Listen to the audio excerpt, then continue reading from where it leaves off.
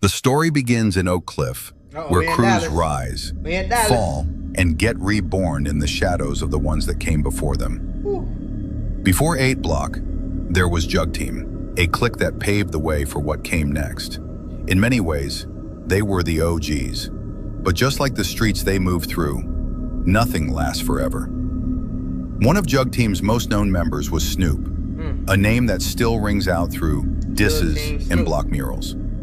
On the night of August 16th, 2018, Snoop and 2 other Jug Team members, one being Royalty Man, hit a house on East Overton Road in what police would later call an attempted home invasion, but the plan fell apart fast. The homeowner, surprised but armed, opened fire. I ain't gonna lie, home invasions in Texas is crazy. You know everybody got a gun in their crib. Like, that's crazy. I ain't gonna lie to you. That's crazy. Do your homework. Snoop was killed instantly. Damn. The 2 others ran. Rumors say Royalty Man set the play up, then dipped the moment bullets flew. Police confirmed the homeowner called 911, turned himself in, and told his side of the story at Jack Evans' headquarters. With the physical evidence matching his account, he was released. No charges were filed. The case was ruled self-defense. But in the streets, it wasn't just a loss. It was a turning point. From the ashes of Jug Team, something new began to form, 8 Block. A younger generation, bred from the same soil, carrying the name of their fallen, but ready to carve out their own legacy. And it all started with the death of Snoop. As 8 Block found its footing in Oak Cliff, their ties began to stretch. Okay, let me ask y'all a question if you from Dallas, all right? When I hear Oak Cliff, first of all, everybody who claim to be hood or street nigga or whatever, they all say they from Oak Cliff. So is Oak Cliff just that damn big? That's my first question. Second question, is Oak Cliff the neighborhood, or is it like a big neighborhood with a bunch of different like gangs and sets and blocks in the neighborhood? You see what I'm saying? Because I don't know, like a Chicago nigga might, he not really gonna say he from Inglewood. He gonna be like, I'm from M Block, or you know what I'm saying? He gonna tell you like what block he from. But everybody in Oak Cliff say they from Oak Cliff, but then I hear about 17 other gangs in Oak Cliff. So like, how that work? Beyond city limits, clicking up with other sets cut from the same cloth. One of those sets was K4M, a blood set out of the Rosemont Apartments in Lancaster. K4M made noise out of Lancaster, with their clique gaining traction behind the voice of their most known artist, Thuka D. But like most sets in Dallas, their rise came with losses. One of K4M's most respected young members was Quay, just 19 years old. On May 17, 2022, Quay was shot and killed inside his own home in East Fort Worth, not by an op, but by someone even closer, a relative. According to police, Quay was found on the couch in his living room, shot multiple times in the face, torso, arms, and hand. 9mm shell casings were found on the floor, under the table, and even on his body. He was covered by a comforter when the bullets hit, suggesting he was either asleep or shielding himself in those final seconds. The man accused of killing him? Derek Sidner, 35, a family member.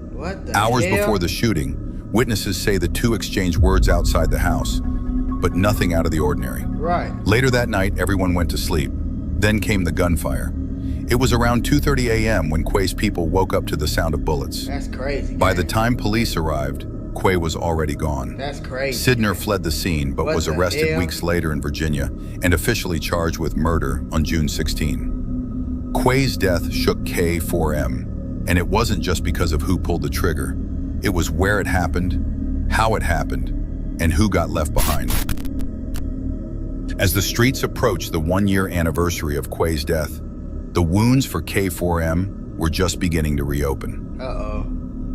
Exactly 1 week before the date Quay was killed, the set suffered another heavy blow. On May 10, 2023, I want to put y'all on to some of the easiest money you'll ever make in your life. Freecash.com is a website that allows you to literally get paid hundreds of dollars just for playing video games on your phone. All you need is an email and a password. Follow the directions on each of the campaigns and you can earn at least $100. My personal favorite game to play was Sunrise Island, and when I clicked on it, they had a $370 bonus. I got $370 just for playing a video game on my phone. On average, it only takes about 17 minutes for most people to start earning money on freecash.com. So if you need some free, easy, extra money, go to freecash.com, click the QR code right here, or go in the description below and start getting that bag. You did? Dre, a known member of 8 Block/K4M, was shot and killed in Oak Cliff during an attempted carjacking that went violently wrong.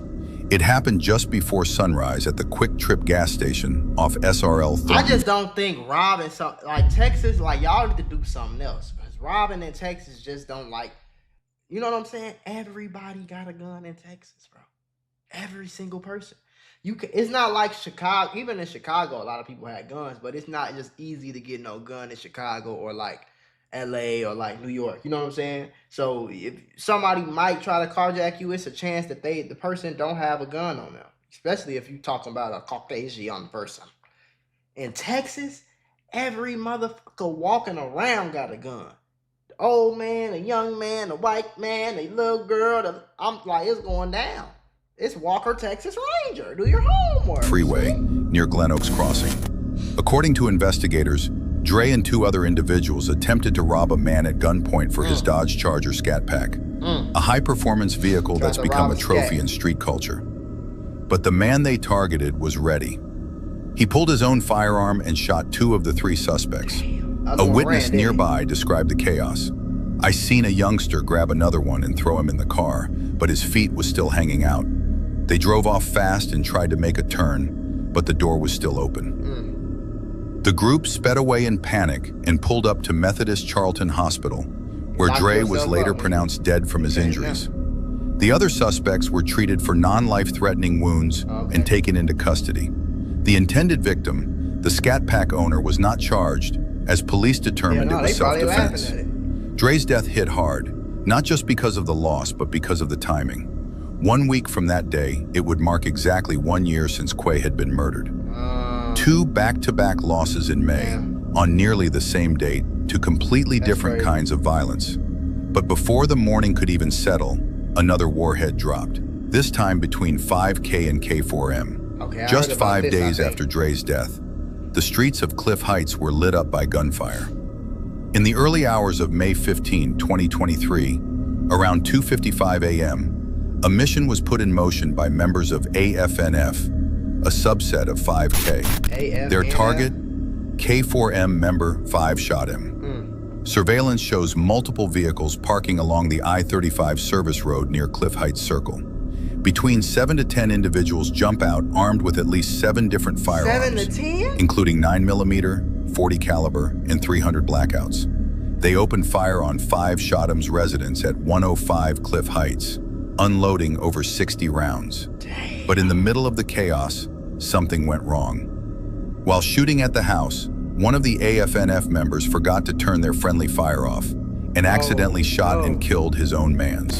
The victim, Hung Cho, a known and active AFNF member. He was on the drill. According to police, the shooter was later identified as Dalen Webb. Surveillance captured the exact moment. Damn. Hung Cho is seen running with the group when he suddenly collapses. The rest flee, leaving him behind. They left him there. It was supposed to be a drill. Instead, it became a self-inflicted body on AFNF's side. Fuka D, the voice of K4M, dropped a song a month ago titled Not Just Rapping. In it, he rapped the lyrics, "How the f did he die on his first mission?" I'm guessing the Nick was new to this. Oh my God. Mother's Day, May 11th, 2025. A day that should have been about peace, love, and family Did he say Mother's turned Day? into bloodshed, heartbreak, and the spark of a deadly war that would send shockwaves through the Dallas drill scene. It happened at an apartment complex on Clark Road, just south of Beltline. By the time officers pulled up, 8 Block/K4M, Trey 2 Slimy was laid out in the parking lot, bleeding from multiple gunshot wounds to the chest. Damn. He was still breathing, but barely.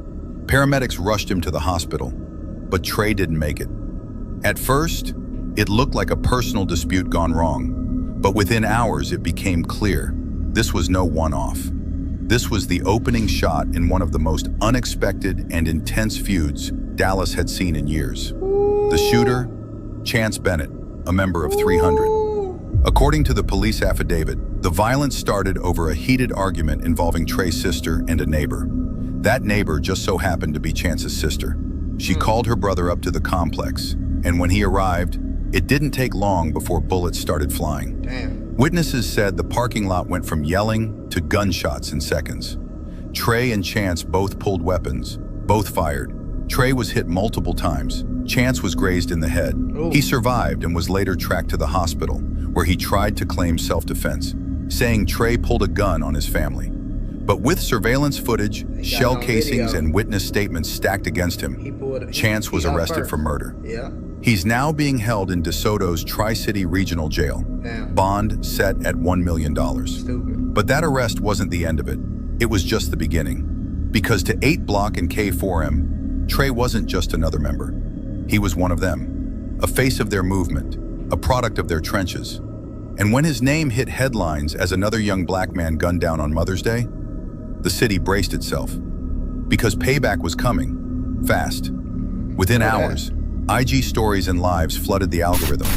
But the ones that stood out the most, Savage Gang, a deep-rooted South Dallas clique who saw Trey's death as fuel for trolling.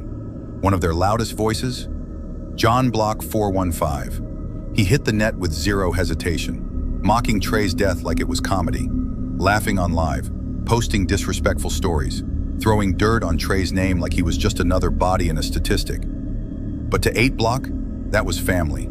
And disrespect like that, it wasn't gonna slide. It's going to fuck down. Exactly Like, 25 this days shit later, June 5th, 2025, 8 Block struck back. And they weren't alone. They moved in alliance with Blitz Gang, a Blitz clique Gang. already locked in deadly beef with Savage Gang over a shooting from the year before. Back in March I 2024, ain't never heard about Blitz SG Gang. members J3 Get Busy and Mo Gotti tried to hit Blitz Gang member Guap. Instead, they hit his home, killing his mother, Lucretia Thomas, in cold blood. That wound had never healed, and now 8 Block gave Blitz Gang a reason to spin again. No. On the 2700 block of Lenway Street, 8 Block and Blitz Gang pulled up deep, masked, armed, and moving like they had a point to prove. Reports say they spotted SG Baby J, One Glow, and One Glow's brother standing outside, posted like it was just another night in South Dallas. But it wasn't. Seconds later, war broke out. Over 50 shots rang out, bullets tearing through the block, glass shattering. You can't do something like that and think you just gonna be on the corner just chilling in the hood though. That ain't it. Neighbors screaming and hitting the ground. 7 people were hit in the spray, including One Glow and his brother. 2 names that carried weight in their section. 2 of the victims were left clinging to life. All 7 were rushed to nearby hospitals. And just like that, the block was left drenched in chaos. Even for a city used to violence, this wasn't just another shootout. This felt different. This was different. Right. To the police, it was a nightmare. To the streets, it was shocking. Nobody expected 8 Block to double back like this. Right. This fast, this deep, and this bold. But they showed up to make a statement. Trey's death wasn't going unanswered. SG's disrespect wasn't going unpunished. This was calculated payback, and it hit like a message carved in blood. To seal the message in blood, 8 Blocks, BHM, Lil Pat, slid through 300's apartments and recorded a trailer mid-spin like it was a war announcement. Damn. He wasn't hiding. He was narrating revenge in real time. Nick That's got on that great. live and said what they said.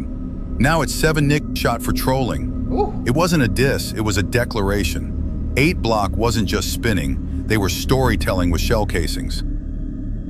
He said it wasn't a diss, it was a declaration. Yeah. Exactly 1 Dang. month after 8 Block and Blitz Gang turned Lenway Street into a war zone, leaving Savage Gang scrambling in the city on edge, another force stepped forward.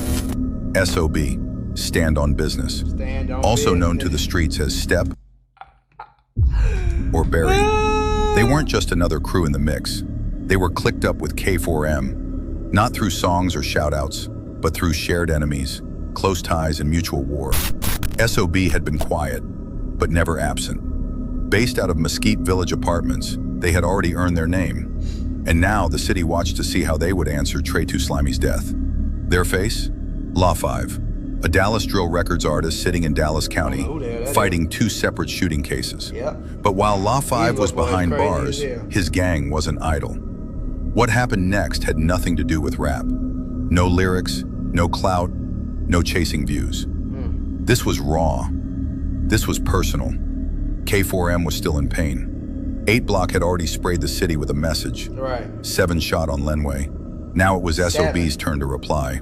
July 25th, 2025. The heat in Dallas was rising, and so was the tension. According to police and sources on the ground, SOB member No Face came across 6 300 members near a house on Pecan Creek Drive in Mesquite. 1 versus 6. At 9:30 p.m., a shootout erupted. One victim was rushed to the hospital with a gunshot wound, but survived. The second, Brandon BJ McGee, a 300 member, was found dead at the scene. He was the only one who returned fire. The rest of his crew, they ran. They left him. A soldier bleeding out, alone in the dirt. The same gang he slid. That's what's gonna happen though. That's what's gonna happen though. If you think these niggas is finna not, bro, you crazy as hell, gang. If you with your so-called homies and it go down, 99% of them niggas is gonna run on you, gang. They not gonna turn around. They just gonna post a picture on Instagram and be like, rest in peace. And they gonna forget about you in about a month. Then when they see videos like this, they gonna be like, oh damn, I remember that, and that's gonna be it, folks. Like, it's not, this shit do not be worth it. I'm telling you. 4, laughed with, rode for, left him to die. No Face was arrested, but released the next day. The case was too murky, his age too young, but his message, clear. When the news broke, the streets exploded. Lives, stories, memes, disses. 8 Block mocked 300 for folding 6 deep to a solo shooter. The internet laughed, the Opps rejoiced. But behind the trolling was something nobody could joke about. This was retaliation. Not just an act of violence, an answer. Trey for BJ, a soul for a soul. This wasn't just about who won or who lost. This was about what was paid. Trey's murder started the chain. Savage gangs trolling escalated it. 8 Block and Blitz gang dropped a mass shooting. 7 victims hit. And SOB, they stepped up and evened the score. 1 man, 1 gun, 6 targets. Only 1 shooter walked away, and it wasn't the ones with the numbers. BJ died alone, and the city watched it unfold in real time. Trey too slimy, gone. 7 shot on Lenway. BJ, dead in the street, left by his own. And while the war was far from over, SOB made sure nobody would forget who evened the score. They didn't tweet it, they didn't diss on a beat, they didn't need the clout, they just stood on business. Well, at least they didn't do that dumbass. I mean, somebody got a little bit of sense. He said they stood on business, SOB.